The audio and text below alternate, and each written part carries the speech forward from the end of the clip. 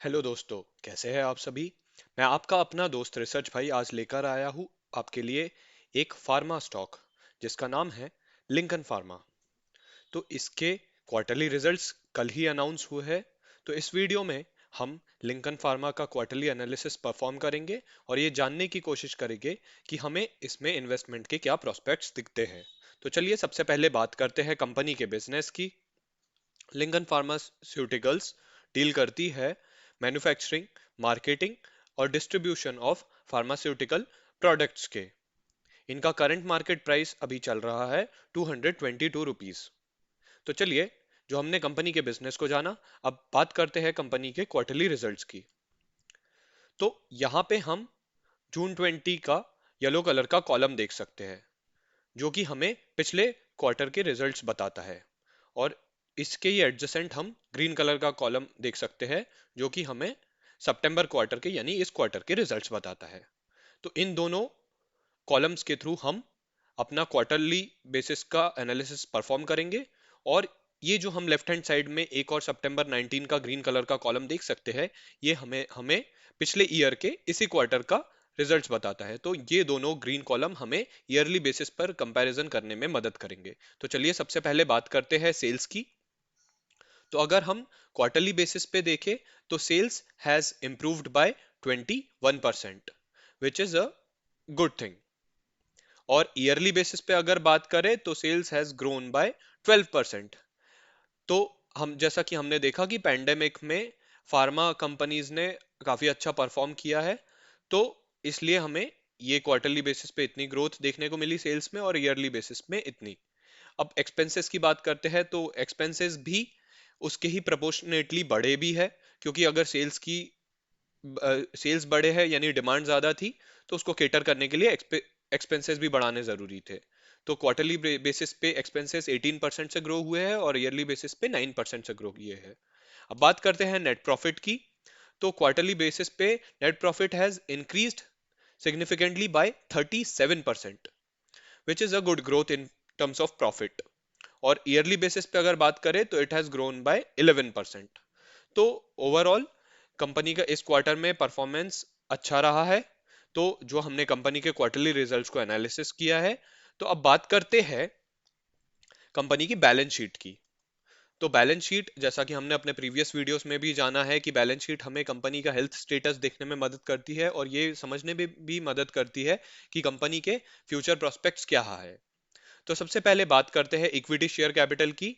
Equity share capital पिछले कुछ समय से कांस्टेंट रहे हैं, which is good for any company. और किसी भी कंपनी का रिजर्व्स जो है लगातार बढ़ते रहना चाहिए, जो कि हम इस केस में होता हुआ देख सकते हैं, which is a positive sign for this company. इसका मतलब है कि जो उनके ईयर ऑन ईयर जो भी प्रॉफिट्स होते हैं वो अपने कंपनी जो है उनको अपने बिजनेस ऑपरेशंस में री इन्वेस्ट कर देती है और उनके फ्यूचर प्लान्स के लिए उनको फाइनेंस करने के लिए अपना प्रॉफिट जो है एक साइड में रिजर्व के तौर पर रख देती है, जो कि एक अच्छी बात है। अब बोरोइंग्स की बात करते हैं। किसी भी कंपनी के लिए बोरोइंग्स घटना एक बहुत अच्छी बात है, जिससे कि वो अपना जो लोन है वो चुका रहे हैं या कि बहुत कम पैसा उधारी पे ले रहे हैं। और जितना भी जो बिजनेस की जो भी फंडिंग है या फाइनेंसिंग है वो खुद के दम पे कर रहे हैं। तो इस केस में भी हम यहाँ पे बोरोइंग्स घटती हुई देख सकते हैं। तो ये कंपनी के लिए एक अच्छी बात है। अब बात करते हैं इन्वेस्टमेंट की, यानी कि कंपनी ने और कहाँ कहाँ पे इन्वेस्ट किया या अपना क्या उन्होंने कहीं पे अपना बिजनेस एक्सपैंड किया है। तो इधर पे हम देख सकते हैं कि कंपनी ने इन्वेस्टमेंट्स जो है ओवर द ईयर्स बढ़ाया है। यहाँ पे 5 साल पहले हम देख सकते थे कि इन्वेस्टमेंट ना के बराबर थी, और अब जो है यहाँ पे कुछ 34 करोड़ की इन्वेस्टमेंट है, which is again a positive sign. तो ओवरऑल हमें बैलेंस शीट तो काफी हेल्दी नजर आती है। तो चलिए, जो हमने कंपनी को फंडामेंटली एनालाइज किया है, कंपनी के क्वार्टरली रिजल्ट्स को एनालाइज किया, कंपनी के बैलेंस शीट को जाना, अब बात करते हैं कंपनी के टेक्निकल चार्ट्स की। तो टेक्निकल चार्ट्स में हमको कंपनी के हम स्टॉक प्राइस को कंसिडर करेंगे, पिछले एक साल के परफॉर्मेंस को हम देखेंगे। तो पिछले एक साल के परफॉर्मेंस को हम देख सकते हैं। यहाँ पे हम जो है एक डाउन ट्रेंड देख सकते हैं, जो कि कंपनी का हमने देखा कि वहां पे पैंडेमिक का सीजन आया था, तो मार्केट भी जो है उस टाइम पे क्रैश कर गया था, फेब्रवरी टू मार्च के महीने के टाइम पे। तो उसका भी असर हमने कंपनी के परफॉर्मेंस पे भी देखने को मिला। अब देख सकते हैं कि मार्च के महीने के बाद से लगातार जो है कंपनी एक अप ट्रेंड में है, यानी कि कभी जो प्राइस था ऑलमोस्ट 90 टू 100 के लेवल पे था, वो आज के टाइम पे हो गया है अराउंड 220 टू 222 के आसपास। तो यानी कि कंपनी का जो स्टॉक का प्राइस है वो इस टाइम में डबल हो गया है। और कंपनी ने, जैसा कि हमने देखा भी कि पिछले कुछ क्वार्टर में कंपनी ने काफी अच्छा परफॉर्मेंस किया है, तो एक वो वजह भी रही है कंपनी के इतने अच्छे स्टॉक के परफॉर्मेंस के पीछे। तो यहाँ पे जो हम अप ट्रेंड देखे हैं, इधर पे हम देख सकते हैं रिसेंट टाइम में थोड़ा सा डाउनवर्ड प्रेशर भी रहा है कंपनी के स्टॉक पे। बट और हमने यहाँ पे देखा है कि around the level of 210 to 215 यहाँ पे हमको एक सपोर्ट प्राइस दिखता है, और around the level of 245 to 255 यहाँ पे हमें एक रेजिस्टेंस लेवल दिखता है। तो रेजिस्टेंस लेवल हमको ये बताता है कि यहाँ पे कंपनी के स्टॉक में अभी एक काफी अच्छा अपसाइड पोटेंशियल है, और यहाँ पे जो सपोर्ट लेवल है ये हमको एक डाउनसाइड रिस्क का अ, जानकारी देता है। तो इस तरीके से हमने कंपनी के चार्ट को एनालाइज किया। तो चलिए अब आते हैं सबसे important part of our video की तरफ, जो है हमारा टेक, यानी कि क्या आपको इसमें कुछ इन्वेस्टमेंट पोटेंशियल दिखता है। So Lincoln Pharma is a micro cap company with the market cap of rupees 459 crore, यानी कि ये एक काफी छोटी कंपनी है जिसका मार्केट साइज जो है काफी कम है। Company has reduced debt and is virtually debt free, जैसा कि हमने अपनी पिछली स्लाइड्स में भी बात की कि कंपनी ने अपना डेट जो है काफी कम किया है, जो कि एक बहुत अच्छी बात है।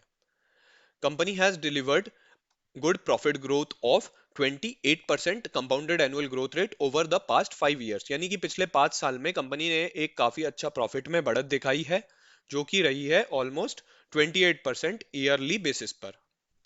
अब कंपनी के पीबाई की बात करते हैं। कंपनी का पीबाई हमें अराउंड 8 दिखता है, विच मीन्स कि कंपनी एक अंडर वैल्यूड कंपनी है, और इसमें अभी भी काफी ग्रोथ पोटेंशियल है।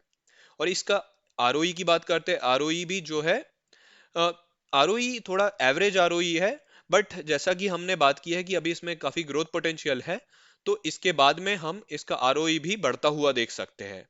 यानी कि स्टॉक में जैसे जैसे स्टॉक प्राइस में एक अप ट्रेंड हम देखेंगे, तो यहाँ पे कंपनी का आरओई भी थोड़ा सा इंप्रूव हो सकता है। जैसा कि हमने इस क्वार्टर में देखा कि सेल्स जो है क्वार्टरली बेसिस पे 21% से इंप्रूव हुए हैं, और ईयरली बेसिस पे 12% से बढ़े हैं। वहीं पे नेट प्रॉफिट जो है 37% से इंप्रूव हुए हैं क्वार्टरली बेसिस पे, और 11% से बढ़े हैं ईयरली बेसिस पे। तो इस हिसाब से हमें क्वार्टरली रिजल्ट्स काफी अच्छे दिखे हैं। तो जो इस हिसाब से हमें क्वार्टरली रिजल्ट्स देखने को मिले हैं, तो कंपनी के स्टॉक में एक अप ट्रेंड जो है हमें देखने को मिल सकता है। तो हम आशा करते हैं कि मीडियम टर्म में कंपनी के स्टॉक में हमको एक 8 to 9% का अपसाइड पोटेंशियल देखने को मिले, लेकिन हमें दूसरी तरफ एक डाउनसाइड रिस्क भी कंसिडर करनी चाहिए 5 to 6% की, क्योंकि जैसा कि अभी मार्केट में वॉलेटिलिटी बनी हुई है, यूएस इलेक्शंस के रिजल्ट्स आने अभी बाकी है, फिर क्या फिस्कल स्टिम्युलस दिया जाएगा यूएस में, तो और कोरोना वायरस के केसेस भी लगातार बढ़ रहे हैं। तो इतने सारे जो मैक्रो इकोनॉमिक ट्रेंड्स हो रहे हैं, इवेंट्स हो रहे हैं, उसके आधार पर मार्केट में वॉलेटिलिटी बनी रहती है, तो इसलिए हमको ये डाउनसाइड रिस्क भी कंसिडर करनी चाहिए। हमने देखा कि कंपनी ने क्वार्टरली बेसिस पे काफी अच्छा परफॉर्मेंस दिखाया है, तो कंपनी के अंदर एक काफी अच्छा ग्रोथ पोटेंशियल नजर आता है। तो इस हिसाब से कंपनी का स्टॉक भी जैसे कि पिछले कुछ महीनों में जो है लगभग डबल हुआ है, इसका मतलब है कि कंपनी के अंदर एक मल्टीबैगर बनने का काफी अच्छा पोटेंशियल दिखता है, और इसकी वजह है इसकी कंसिस्टेंट ग्रोथ एबिलिटी। तो इस हिसाब से हमारे व्यू में कंपनी जो है एक decent medium to long term investment option हो सकती है। तो इसी के साथ में हम अपना एनालिसिस कंक्लूड करते हैं। तो इसके साथ में दोस्तों आपका अपना दोस्त रिसर्च भाई आपसे विदा लेना चाहेगा। Thank you for listening and God bless you.